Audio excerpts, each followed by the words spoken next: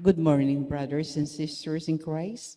Celebration of the Holy Eucharist, Monday of the 28th week in Ordinary Time.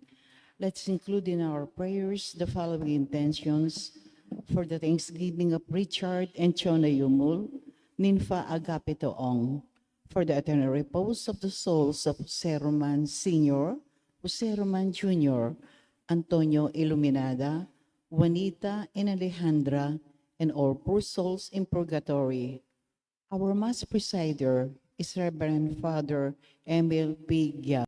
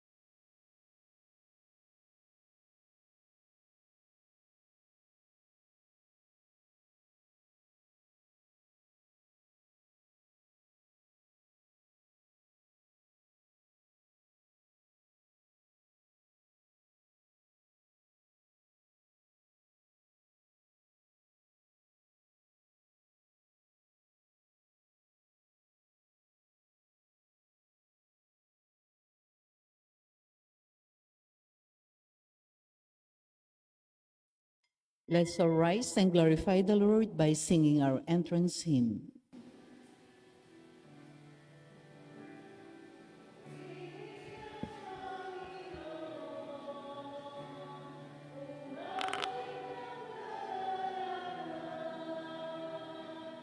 At tugtugin ang kita, pagkanyipit naman, ayang lira, ipanin niyong trumpet. In the name of the Father, the Son, the Holy Spirit, Amen. the Lord be with you. And with your spirit. Let us call to mind our sins and ask the Lord for his pardon and for his strength. You were sent to heal the contrite of heart. Lord, have mercy. Lord, have mercy. You came to call sinners. Christ, have mercy. Christ, have mercy. You are seated at the right hand of the Father to intercede for us. Lord, have mercy. Lord, have mercy. Mighty God, have mercy on us, forgive us our sins, and bring us to life everlasting. Amen. Let us pray.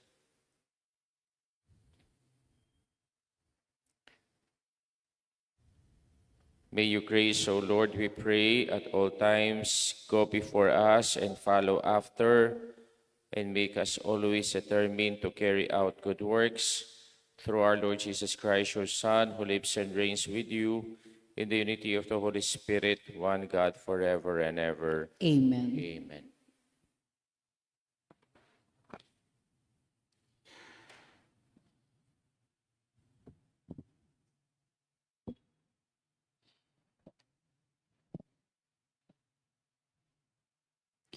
A reading from the beginning of the letter of St. Paul to the Romans.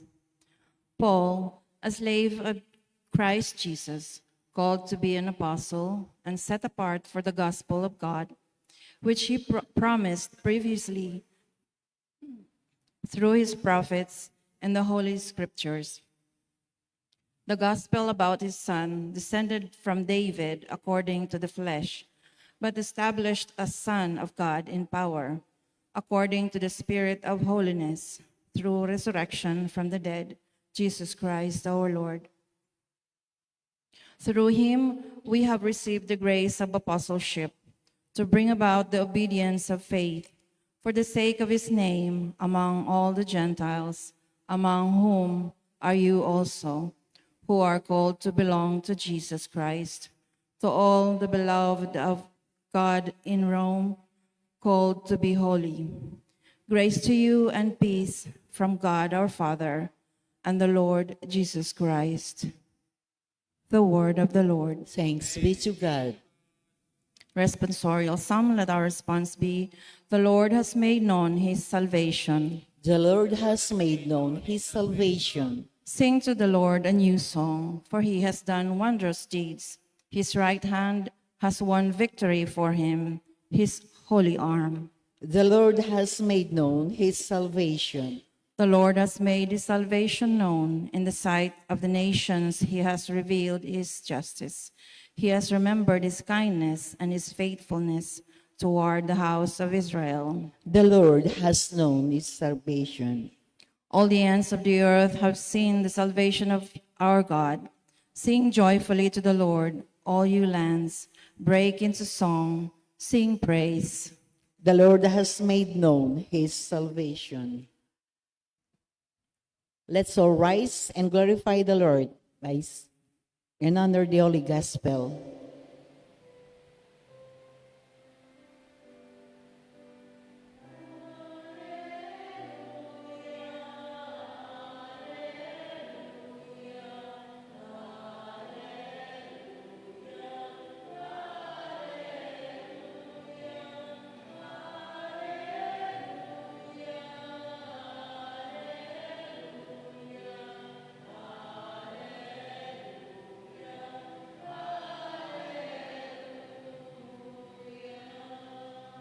If today you hear his voice, harden not your hearts.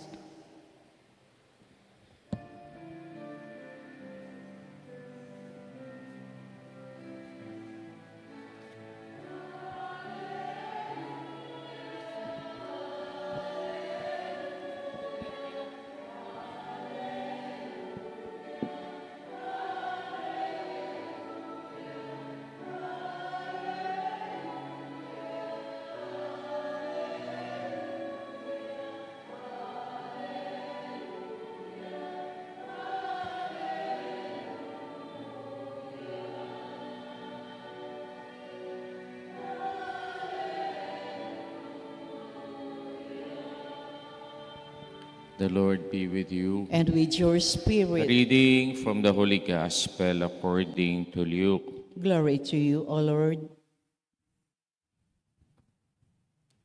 While still more people gathered in the crowd, Jesus said to them, "This generation is an evil generation. It seeks a sign, but no sign will be given it except the sign of Jonah. Just as Jonah became a sign to Ninevites, so will the Son of Man be this generation at the judgment. The queen of the south will rise with the men of this generation, and she will condemn them, because she came from the ends of the earth to hear the wisdom of Solomon. And there is something greater than Solomon here. At the judgment, the men of Nineveh will arise with this generation and condemn it, because at the preaching of Jonah, they repented, and there is something greater than Jonah here. The gospel of our salvation. Praise to you, O Lord Jesus Christ. Good morning po kay kayungan. Good morning po, Amo. Ang daming earthquake. Kaninang umaga at 1 o'clock, nagkaroon ng 6 magnitude earthquake sa Bogo. Tapos kagabi at 10 o'clock, bandang Sambales. Alos araw-araw na lang ang earthquake. Ito na ba yung sign na malapit na ang the big one? Sign na ba to? Kasi sinasabi na baka ito na ang mga senyales para tayo ay maghanda. Knock on wood, sana hindi mangyari at tayo po ay magdasal at tumingi ng kapatawaran sa Diyos.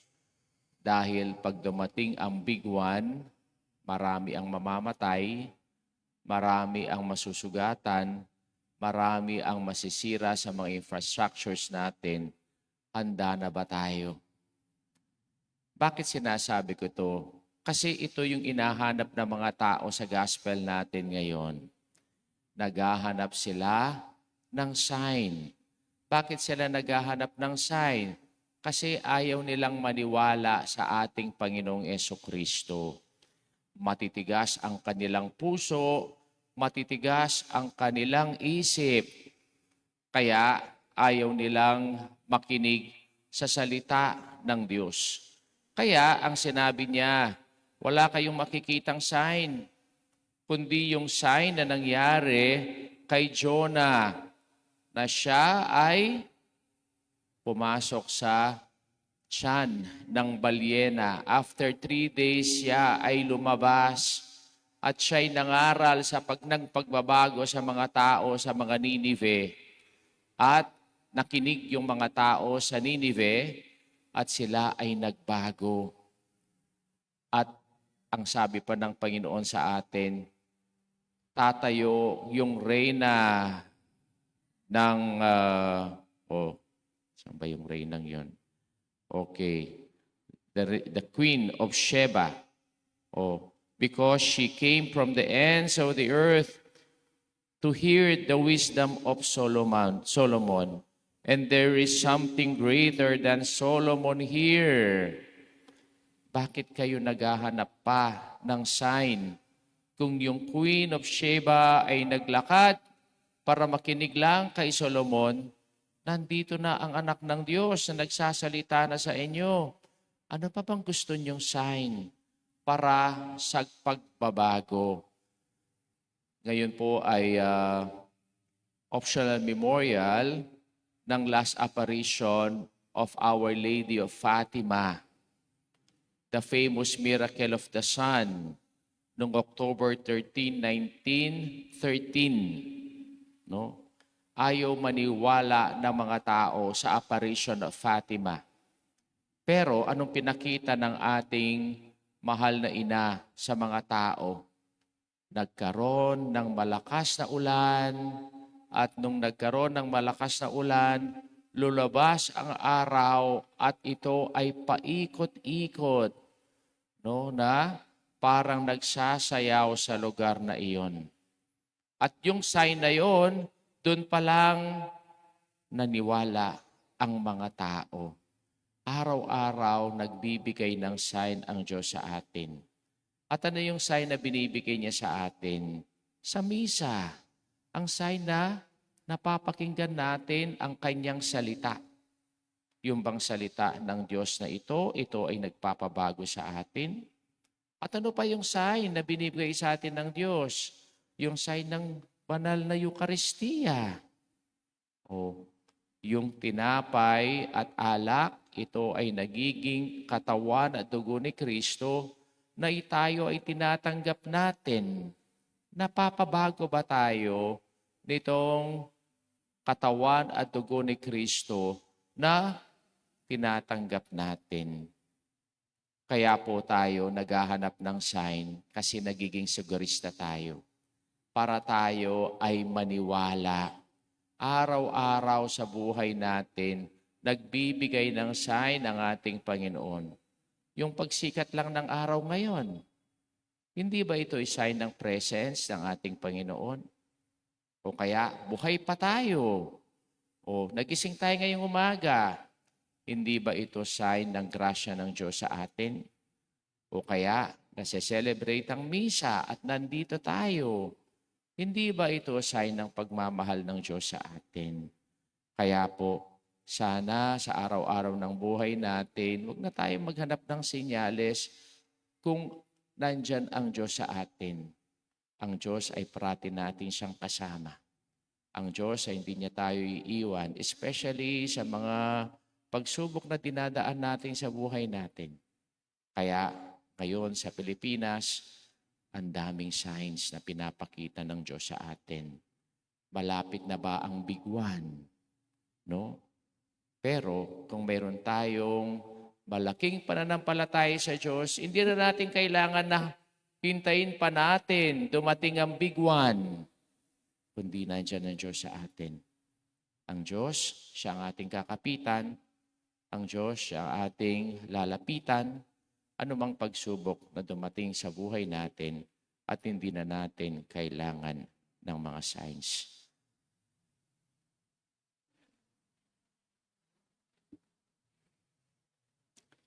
The crowd sought from Jesus a sign to convince them that he came from God. Jesus refused to do miracles that would satisfy their curiosity or force them to repent.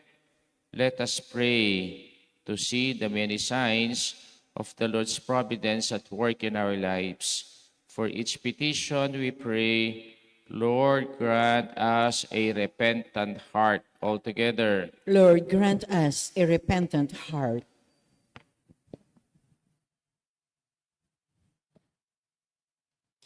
May we open our eyes to the wonders of God's creation that show that the Lord is mindful of us and care for us, we pray. Lord, grant us a repentant heart. May we not put the Lord to the test by demanding that He answered our prayer in the way that we, not He, want it done, we pray. Lord, grant us a repentant heart. May we pray for the kind of love that does not exempt us from trials, but a love that will see us through trials, we pray. Lord, grant us a repentant heart. May young people refuse the demand for illicit sexual favor as a sign or proof of love for another, we pray. Lord, grant us a repentant heart. May we learn even from foreigners and outsiders who approach God to acknowledge their failings and ask for His forgiveness, we pray. Lord, grant us a repentant heart.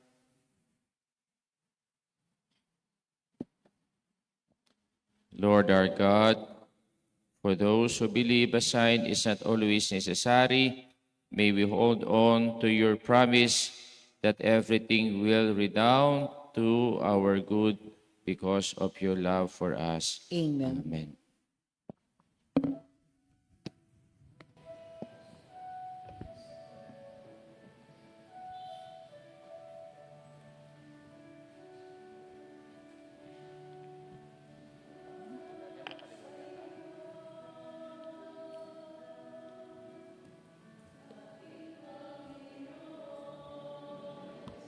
Blessed are you, Lord God of all creation, whose goodness we have this bread to offer.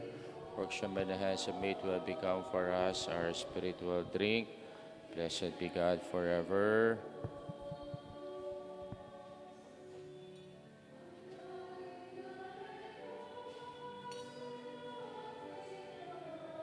Are you, Lord God of all creation, your goodness, who have this wine to offer, fruit of the vine which Shamanens have made will become for us our spiritual drink. Blessed be God forever. Blessed be God forever.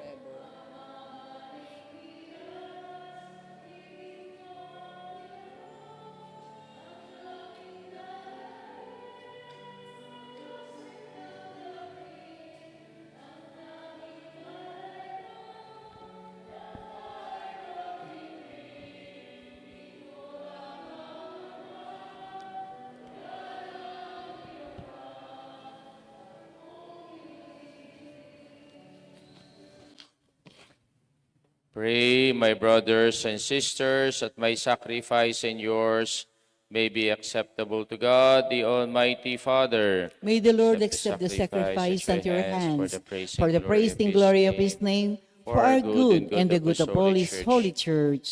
Accept, O Lord, the prayers of your faithful with the sacrificial offerings, that through these acts of devotedness we may pass over to the glory of heaven.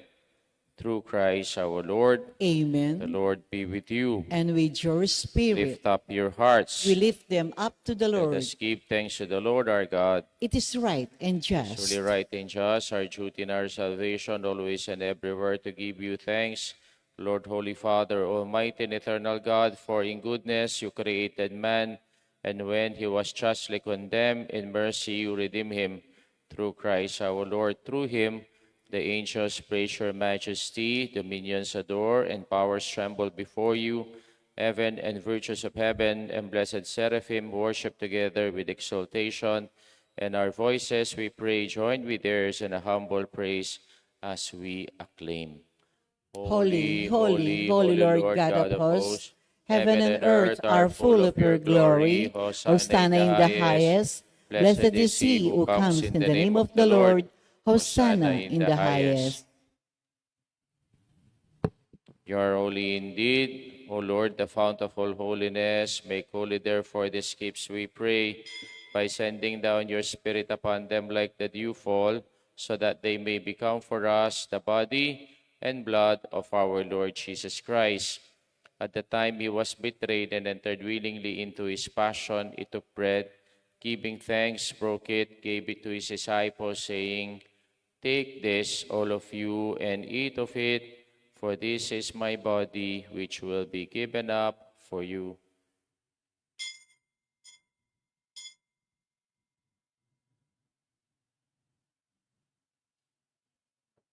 In a similar way, when supper was ended, he took the chalice, and once more giving thanks, he gave it to his disciples, saying, "Take this, all of you, and drink from it, for this is a chalice of my blood, the blood of the new and eternal covenant, which will be poured out for you and for many for the forgiveness of sins. Do this in memory of me."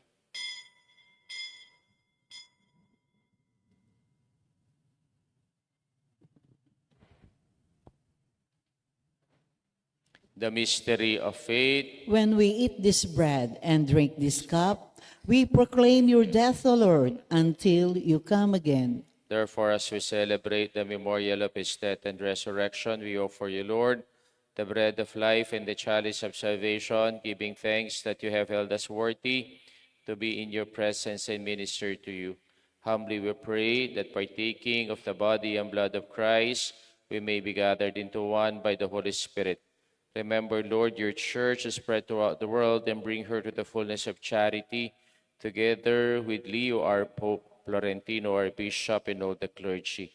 Remember also our brothers and sisters who have fallen asleep in the hope of the resurrection, and all who have died in your mercy. Welcome them into the light of your face.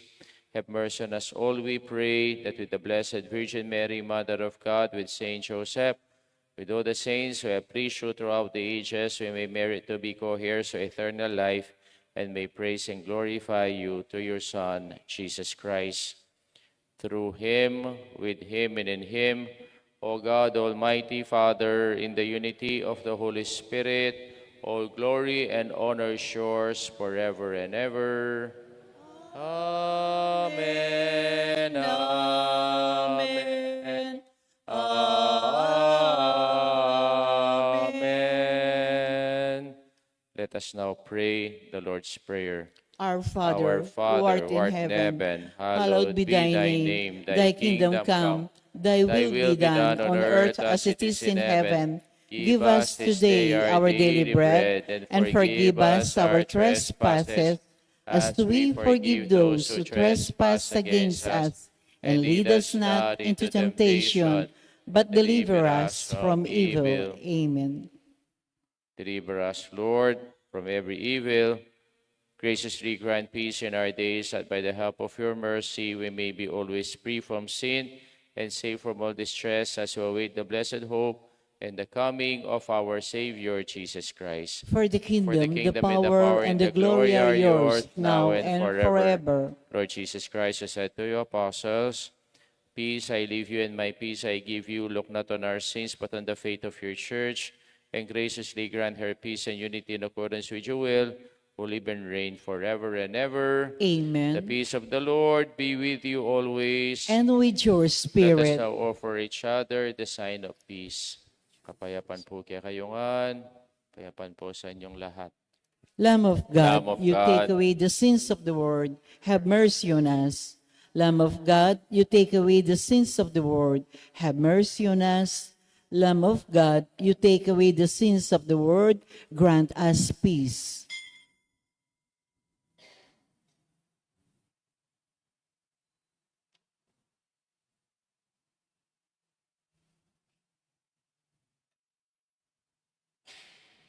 behold the Lamb of God, behold him who takes away the sins of the world. Blessed are those who are invited to his supper. Lord, I'm Lord, not I'm not worthy worthy. that you should enter under my roof, but only say the word, and my soul shall be healed. Body and blood of our Lord Jesus Christ, keep us to the Amen. everlasting life. Amen.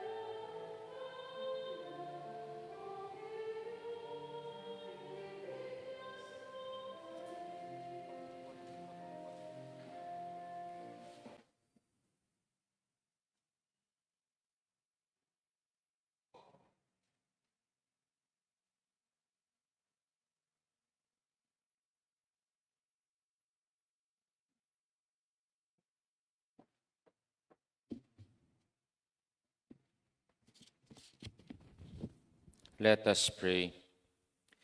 We entreat your majesty most humbly, O Lord, that as you feed us with the nourishment which comes from the most holy body and blood of your Son, so you may make us sharers of his divine nature, through who lives and reigns forever and ever. Amen. The Lord be with you. And with your The spirit. mighty God bless you all. the Father, the Son, and the Holy Spirit. Amen. Our Mass be now forward. Let us go in peace and to love and to serve the Lord. Thanks be to Thanks God. be to God. Good morning po kay kayong Good morning po, Ma'am.